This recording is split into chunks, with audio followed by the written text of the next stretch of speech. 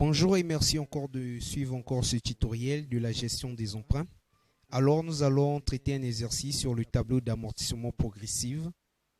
Je vais lire l'exercice. Dans l'exercice, on nous dit qu'un emprunt de 36 690 effectué au taux annuel de 12,8% est remboursé en 4 annuités de fin d'année égales respectivement. Donc, on nous donne l'annuité 1, on nous donne l'annuité 2, on nous donne l'annuité 3, l'annuité 4. Et le travail à faire, on nous demande de construire le tableau d'amortissement progressif. Alors, comment ça se passe? Donc, je vais d'abord passer aux données. Donc, je vais prendre les données. On nous avait donné le capital qui est égal à 36 690, le taux qui est égal à 12,8%, soit I est égal à 0,128. Donc, comment j'ai fait pour avoir 0,128? J'ai juste en fait divisé 12,8% divisé par 100. Alors, n égale à 4 ans parce qu'on nous avait déjà donné les 4 annuités. Donc, la période, en fait, c'est 4 ans. Alors, le tableau d'amortissement progressif et d'autres tableaux, je peux dire d'autres tableaux d'échéancier de remboursement se présentent comme ça. Que ce soit d'amortissement progressif, d'amortissement constant, d'annuité constant, ça se présente comme ça. Nous avons une colonne de la période, une colonne de DDP, donc la dette de débit de période, une colonne des intérêts, une colonne des amortissements, une colonne des annuités et une colonne de la dette de fin de période. Donc, je veux remplacer les années. Nous avons 4 ans. Donc, je remplace les 4 ans. On nous avait donné le capital à la première année, le capital que nous avons emprunté. Donc, je remplace. On nous a aussi donné les annuités, et plutôt les annuités. Donc, je remplace les annuités qu'on nous a données. OK. Donc, ici, le travail à faire est que nous devons faire l'échéancier. Donc, nous devons faire le tableau d'amortissement progressif. Ce tableau, nous avons quelques informations dans le tableau. Il va falloir nous falloir de compléter les autres informations. Donc, de trouver les intérêts, les amortissements et les dettes de fin de période. Dans ce tuto, je vais juste en fait vous montrer la démarche. Donc, je vais déterminer l'intérêt de la première année, l'amortissement de la première année et la dette de fin de période de la première année. Et le reste, en fait, c'est idem. Donc, pour les calculs annexes, donc, je calcule l'intérêt. L'intérêt est égal au capital, fois le taux. Donc, l'intérêt de la première année, je précise bien que dans ce tuto, je vais juste faire une démarche en calculant juste en fait l'intérêt de la première année, l'amortissement de la première année et la dette de fin de période de la première année.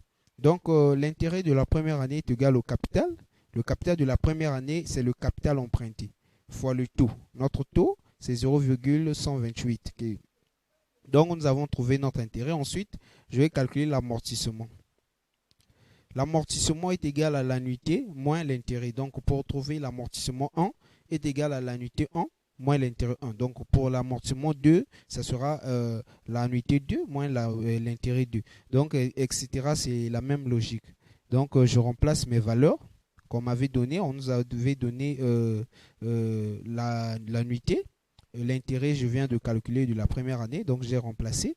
Ensuite, je trouve mon amortissement. Je calcule maintenant la dette de fin de période. La dette de fin de période est égale à la dette de début de période moins l'amortissement. Donc, la dette de fin de période en première année, bien sûr, est égale à la dette de début de période de la première année moins l'amortissement de la première année. Donc, je remplace notre dette de début de période de la première année qui n'est que le capital. Et je remplace avec mon amortissement que je viens de calculer. Alors, je reviens dans mon tableau pour remplacer les valeurs. Donc, je veux remplacer les valeurs que nous avons calculées. Je remplace. OK. Maintenant, ici, pour continuer en fait notre tableau, c'est simple. La dette de fin de période de la première année devient la dette de début de période de la deuxième année. Et etc. C'est la même chose. Donc, la dette de fin de période de la deuxième année deviendra la dette de début de période de la troisième année.